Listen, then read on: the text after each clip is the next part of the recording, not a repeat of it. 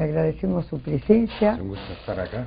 La pregunta de hoy es, ¿qué significa la Eucaristía como alimento? Es uno de los más grandes tesoros que tenemos los cristianos. Tal vez para algunos de nuestros televidentes no es conocido el significado del nombre de la ciudad de David, Belén, Bet-Lehem, que quiere decir la casa del pan. Estaba profetizado de tantos siglos antes de Cristo, que cuando Dios viniera a este mundo iba a llegar a un pueblo que no solo era la ciudad natal de David, sino que tenía el nombre de Casa del Pan, que es un nombre como misterioso y que no parecía tener mayor significado durante siglos, hasta que Jesucristo vino a este mundo. Y Él dijo, yo soy el pan vivo que ha bajado del cielo. Y ahí se ilumina incluso el nombre de Belén. La Eucaristía, que ahora hablaremos sobre ella, es un misterio profundo. Encierra todo el jueves y todo el Viernes Santo y el Domingo de Resurrección. Ahora hablaremos solo de un aspecto del misterio eucarístico, que espero que a todos nos ayude, incluido al que estaba hablando, a crecer en nuestra vida de fe. Es bastante evidente para todo el mundo que la moral y la enseñanza, la doctrina de Cristo es muy exigente, ¿verdad? No, el cristianismo, si por algo se caracteriza y también produce tantas veces rechazo y reacciones adversas en la sociedad actual, es porque es muy exigente. Cuando Jesucristo se presentó en público, por ejemplo, nos cuenta San Mateo en el capítulo 5, que empezó hablando con unas metáforas que en sí mismas, digamos, son muy lindas. A esos miles y miles de hombres, mujeres, niños, familias enteras que le empezaron a seguir alrededor en Galilea, alrededor del lago de Galilea, les decía, ustedes son la sal de la tierra, pero si la sal pierde su sabor, ¿con qué se la salará? Es como una vocación, dar sabor. Ya no sirve para nada, sino para ser tirada fuera y pisoteada por los hombres. Ustedes son la luz del mundo, otra metáfora profunda. No se puede ocultar una ciudad situada en la cumbre de una montaña. Tampoco se enciende una lámpara para luego cubrirla con una canasta, sino que se la pone a un candelero para que alumbre a todos los que están en la casa. Bueno, la vida del cristiano tiene que ser así, como la sal que da sabor a los alimentos, aunque desaparece en el alimento, como la luz que permite ver y permite que uno se mueva y camine. ¿Qué luz es esa? Nuestras buenas obras. Que brille vuestra luz delante de los hombres para que vean vuestras buenas obras y así glorifican a vuestro Padre. ¿Y cuáles son estas buenas obras? Son muy difíciles. Miren cómo empieza a hablar. Habéis oído decir que se dijo a los antepasados, no matarás. Son los mandamientos que Dios entregó a Moisés en la cumbre del Sinaí. Y aquel que mate será llevado ante el Sanedrín, ante el tribunal. Pero yo os digo, todo el que se enoje con su hermano será llevado ante el Sanedrín. Es una profundización interior en la relación con el prójimo. Como un perfeccionamiento de las cosas. Es un perfeccionamiento, efectivamente. Cristo dijo, no he venido a abolir la ley de Moisés, sino a darle su cumplimiento, su perfección. Y sigue poniendo ejemplos. Habéis oído que se dijo, no cometerás adulterio. Pero yo os digo más, todo el que mira a una mujer con mal deseo ya cometió adulterio con ella en su corazón. O sea que la exigencia es también una limpieza en la mirada del hombre a la mujer, que no dice nada de que la mujer puede mirar con mal deseo al varón, cosa que sabemos que puede ocurrir, sí. Pero aquí Cristo es muy caballeroso y sobre todo es al hombre el que le dice. Pero le pide pureza interior. Para las intenciones. Las intenciones ocultas del corazón tienen que ser limpias, no solo la conducta externa. También se dijo, el que repudia a su mujer, que le dé un acta de divorcio, que se lo ponga por escrito, y que le diga, chao. Pues yo os digo, todo el que repudia a su mujer, excepto en caso de unión fornicaria, o sea, de que simplemente están conviviendo, la obliga a ser adúltera, y el que se casa con una mujer repudiada comete adulterio.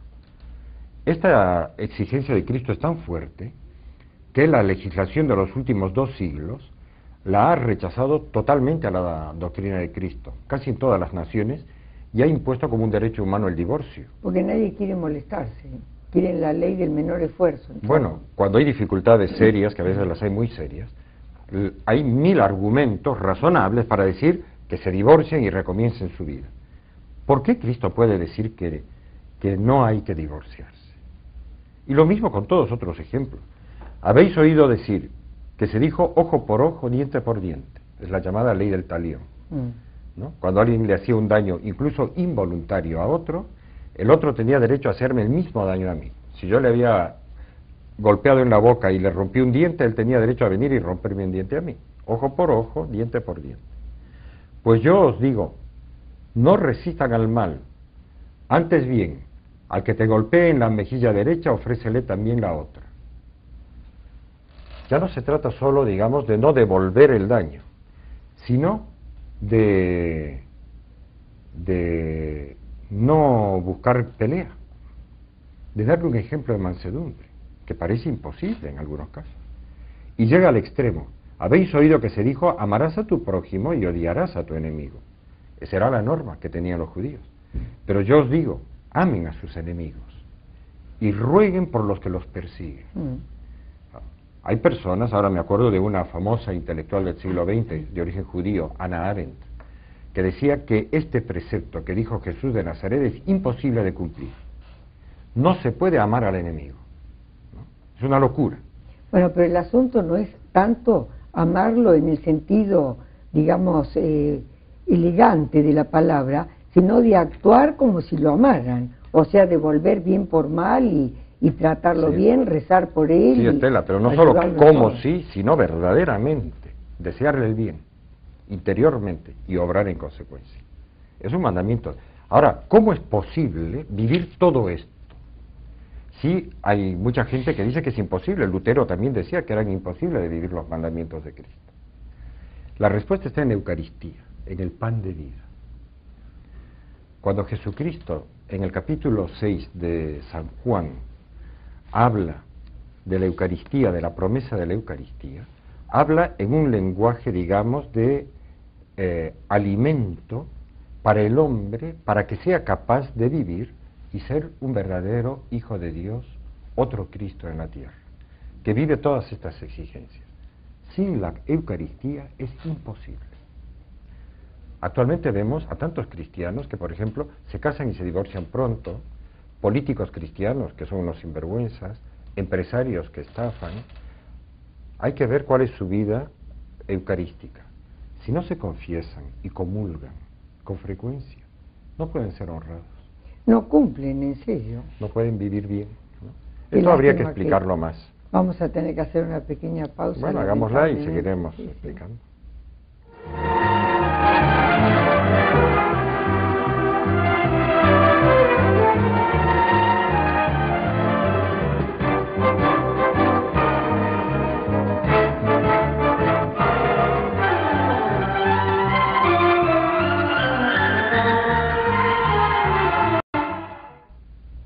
Bueno, usted decía que parece imposible poderlo cumplir sin la ayuda del pan eucarístico. Claro, toda la vida cristiana. Y creo que es experiencia de todos nosotros, ¿verdad? Claro.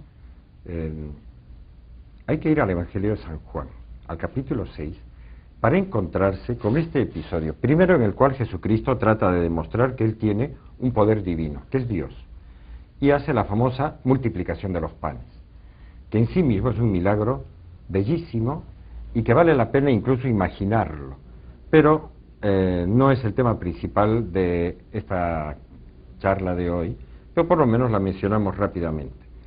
Al Señor lo han estado siguiendo, por lo que dice San Juan, unos 5.000 hombres, sin contar mujeres y niños. Eran familias enteras, con lo cual habría otras 5.000 mujeres y los niños serían varios por familia, digamos que había 25.000 personas.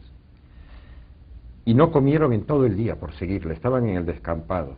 Y el Señor ordena a los apóstoles que les den de comer.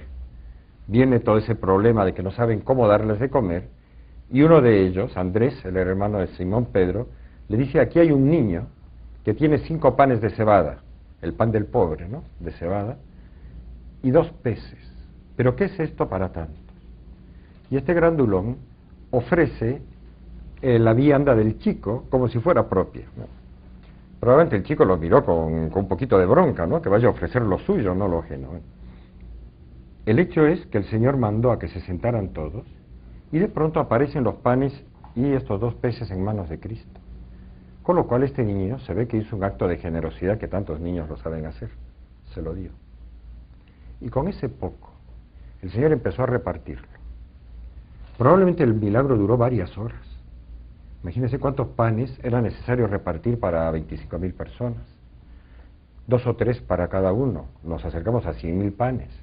El niño andaría dando vueltas alrededor del Señor para ver de dónde los sacaba, ¿no?, como alrededor de un mago. El hecho es que la multitud quedó deslumbrada. Lo empezaron a perseguir. Al día siguiente le volvieron a pedir que hiciera el mismo milagro. Y él les dijo: en verdad les digo, ¿no?, que ustedes me siguen porque han comido hasta saciarse. Muévanse, pero no por el alimento que permanece, para el alimento que perece, sino por el que permanece para la vida eterna, que es el que les dará el Hijo del Hombre. Y le empiezan a preguntar cuál es ese alimento. Y les dice: yo soy el pan de vida. Y para que no quede como pura metáfora, añade: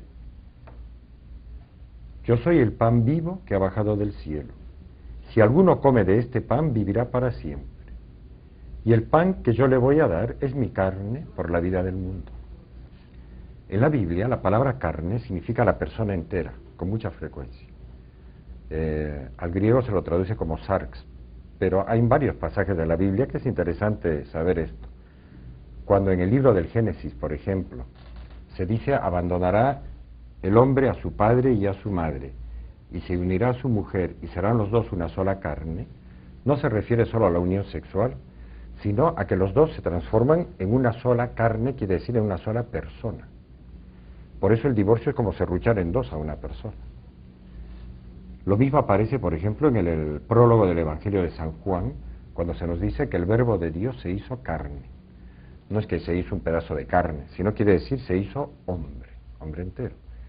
Cuando el Señor dice: comen mi carne, quiere decir su persona entera. Los cristianos creemos firmemente que en el momento de la comunión, cuando tenemos el alma purificada de los pecados, para eso hay que confesarse si son pecados graves, ¿verdad?, pedir perdón.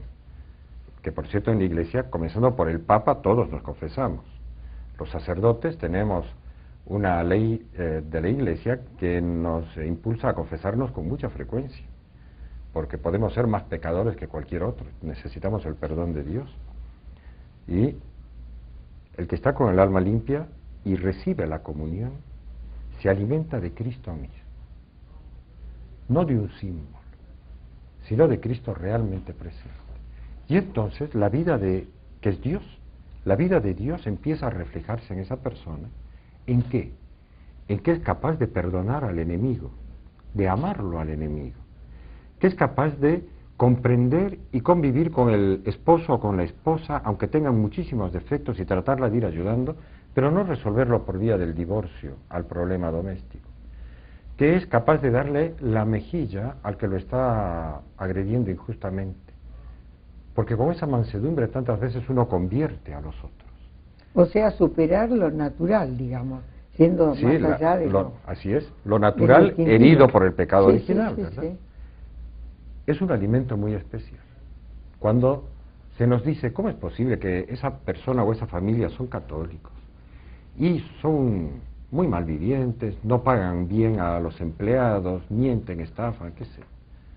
Son fariseos, no Hay que nada. preguntar: ¿cómo está su relación con Cristo? ¿Se alimentan de Cristo o no? ¿Con qué frecuencia comulgan? Miren que el Padre Nuestro, que lo explicó el Papa Benedicto XVI muy bien en un libro que se llama Jesús de Nazaret, el Padre Nuestro dice: pide el pan de cada día. Para muchas personas, el pan es el pan corriente, el pan de mesa, el pan francés, el pan árabe, que pedimos pan de trigo, y no es eso. Benedicto XVI explica que como Jesucristo dijo: yo soy el pan vivo que ha bajado del cielo, en el Padre Nuestro lo primero que pedimos es la comunión eucarística, de cada día. Y secundariamente, porque somos cuerpo también, pedimos el pan corporal. Cuando los cristianos se alimentan, si es posible diariamente, de la Eucaristía, pueden vivir la vida cristiana. Son lo que llamamos los santos, las santas, maravillosos que tenemos, ¿verdad? Una Madre Teresa de Calcuta comulgaba todos los días, hacía oración hablando con Cristo en la Eucaristía todos los días. El Padre Pío de Pietrelcina, todos los días, su pasión era la Eucaristía. San José María Escrivá enseñaba a todo el mundo a hacer la visita al Santísimo Sacramento cada día, a hablarle. No hay santo ni santa que no haya sido el Papa Juan Pablo II. Era emocionante cómo agradecía a Cristo la comunión después de la misa. La gente que quería conversar con él después tenía que esperar, porque él se sumergía en oración y hablaba con Cristo en él. Después podía vivir esa maravilla de vida que él tenía, de amar, de perdonar. ¿Se acuerdan cómo perdonó y fue a visitar a su asesino? Sí, sí. Conmovió a la mamá de Ali Aska, que viajó desde Turquía para conocer a este hombre que había tratado con tanto amor a su hijo, que era un asesino. Sí, sí. ¿Y de dónde le brotaba a Juan Pablo II este don de amar incluso al enemigo? De la comunión diaria, de alimentarse de Cristo. No es posible vivir la vida cristiana solo con teorías. El cristiano que aprende las fórmulas y aprende el catecismo de memoria no está preparado solo con eso para ser un cristiano santo. Bueno, va a tener la fortaleza necesaria que da la oración. Que da la Eucaristía. Sí, también. La comunión, la incorporación del misterio, todo el misterio de Cristo a uno. Que además todo eso hace que uno al mismo tiempo se vuelva, toda la iglesia de Cristo está en uno cuando uno comulga. Uno es católico, universal, en el momento en que comulga. Es capaz de ir cuidando al resto de sus hermanos y de los que no se consideran hermanos. Es capaz de sufrir como buen pastor por todos los demás.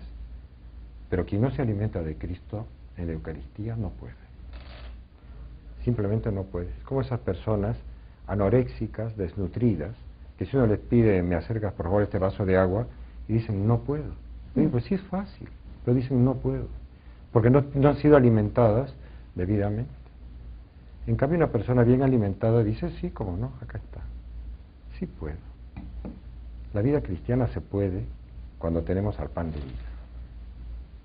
Y, bueno, espero que nos sirva a todos, también a mí mismo, está que me muy lo claro. aplique. Muchas gracias por todo, Padre, nuevamente, ha sido muy amable.